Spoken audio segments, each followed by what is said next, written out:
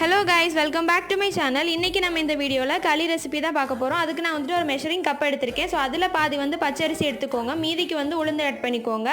And கொஞ்சமாக வந்து வெந்தயம் ஆட் பண்ணியிருக்கேன். ஸோ இது எல்லாத்தையுமே மிக்ஸி ஜாரில் ஆட் பண்ணிவிட்டு இது கூடவே சுக்கு வந்து ஆட் பண்ணியிருக்கேன். ஸோ இது எல்லாத்தையுமே நல்ல ஒரு ஃபைன் பவுடராக வந்து அரைச்சி எடுத்துக்கோங்க.